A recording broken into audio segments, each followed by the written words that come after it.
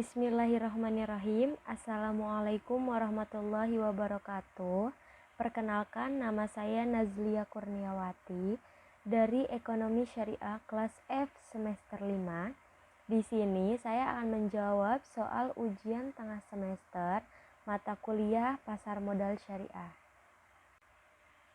Pertanyaan yang pertama yaitu jelaskan definisi pasar modal syariah dan ceritakan tonggak sejarah kelahiran pasar modal syariah. Nah, definisi pasar modal sesuai dengan Undang-Undang Nomor 8 Tahun 1995 tentang pasar modal adalah kegiatan yang bersangkutan dengan penawaran umum dan perdagangan efek, perusahaan publik yang berkaitan dengan efek yang diterbitkan, serta lembaga profesi yang berkaitan dengan efek. Nah, berdasarkan pengertian tersebut, pengertian pasar modal syariah dapat diartikan sebagai kegiatan dalam pasar modal sebagaimana yang diatur dalam Undang-Undang Pasar Modal yang tidak bertentangan dengan prinsip syariah. Nah, itu pengertian atau definisi pasar modal syariah. Baik, selanjutnya yaitu sejarah pasar modal syariah. Sejarah pasar modal syariah di Indonesia dimulai dengan diterbitkannya reksadana syariah oleh PT Reksadana Investment Management pada 3 Juli 1997. Nah, selanjutnya Bursa Efek Indonesia bekerjasama dengan PT Reksadana Investment Management meluncurkan Jakarta Islamic Index atau JII pada tanggal 3 Juli tahun 2000 yang bertujuan untuk memandu investor yang ingin menginvestasikan dananya secara syariah. Nah, dengan hadirnya indeks tersebut, maka para pemodal telah disediakan saham-saham yang dapat dijadikan sarana berinvestasi sesuai dengan prinsip syariah.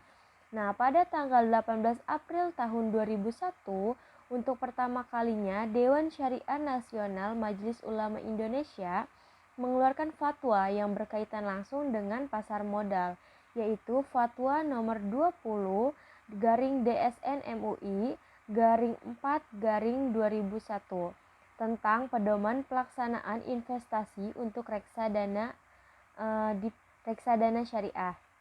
Nah, perkembangan pasar modal syariah mencapai tongkat sejarah baru dengan disahkannya Undang-Undang Nomor 19 Tahun 2008 tentang Surat Berharga Syariah Negara atau SBSN. Nah, pada tanggal 7 Mei 2008. Nah, kemudian undang-undang ini diperlukan sebagai landasan hukum untuk penerbitan surat berharga syariah negara atau sukuk negara. Pada tanggal 26 Agustus tahun 2008, untuk pertama kalinya pemerintah Indonesia menerbitkan SBSN seri IFR 0001 dan IFR 0002. Nah, pada tanggal 30 Juni 2009, Bapepam LK telah melakukan penyempurnaan terhadap peraturan Bapepam LK nomor 9.A.13 tentang penerbitan efek syariah dan nomor 2.K.1 tentang kriteria dan penerbitan daftar efek syariah. Nah, itulah sejarah penerbitan atau kelahiran pasar modal syariah. Nah, baiklah, untuk pertanyaan yang kedua yaitu jelaskan perbedaan antara akad musyarakah dan akad mudharabah pada pasar modal syariah. Nah, akad mudharabah atau mudharabah adalah aktivitas kerjasama antara pembisnis atau mudharib dan pemilik modal atau sahibul mal. Sedangkan musyarakah atau syirkah adalah aktivitas kerjasama atau perserikatan antara kedua belah pihak atau lebih dengan keduanya memberikan kontribusi berupa dana atau tenaga. Nah, adapun perbedaan antara akad musyarakah dan mudharabah yaitu salah satunya dalam hal finansial.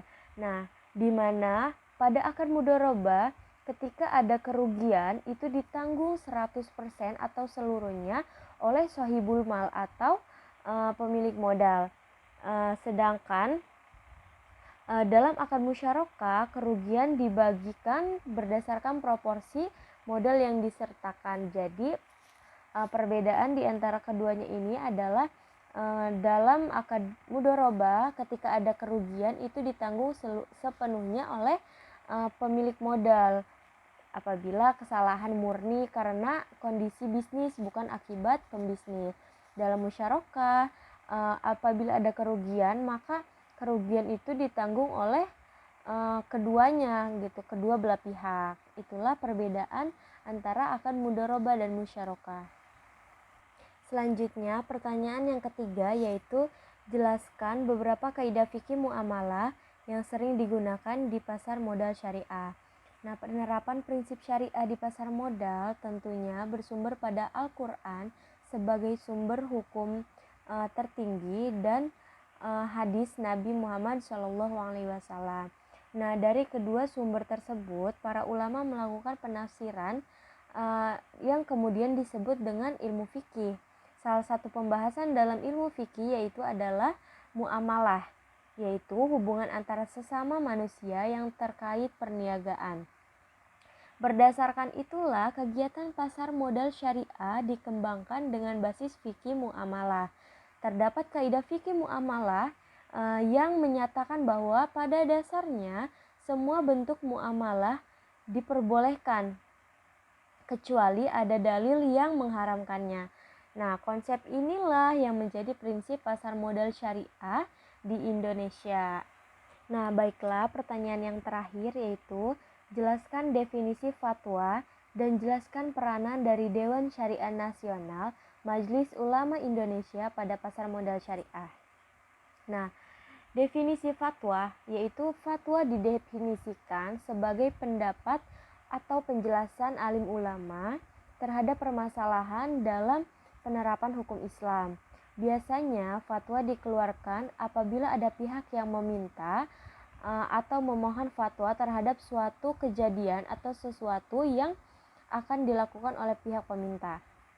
Meskipun demikian, fatwa dapat dikeluarkan tanpa diminta jika ada masalah penerapan atau kepastian prinsip-prinsip Islam yang terjadi di masyarakat, sehingga memerlukan sebuah fatwa sebagai penjelasan atau panduan. Nah, kemudian Dewan Syariah Nasional Majelis Ulama Indonesia. DSN MUI ini peranannya yaitu merupakan lembaga yang mempunyai peranan sangat penting dalam perkembangan industri keuangan Islam, khususnya pasar modal syariah di Indonesia. Nah, Dewan Syariah Nasional Majelis Ulama Indonesia bukan hanya bertugas mengeluarkan fatwa, tetapi terlibat dalam pengembangan pasar modal Islam, termasuk penyusunan regulasi maupun kegiatan edukasi ke masyarakat. Nah, tugas utama Dewan Syariah Nasional Majelis Ulama Indonesia adalah memberikan arahan kepada semua pihak, termasuk pemerintah, dalam menjalankan sistem ekonomi Islam di Indonesia, baik itu dalam bentuk fatwa, surat, dalam bentuk edaran sertifikat kegiatan edukasi dan literasi. Baiklah, mungkin hanya itu saja yang dapat saya sampaikan. Kurang lebihnya saya mohon maaf. Wassalamualaikum warahmatullahi wabarakatuh.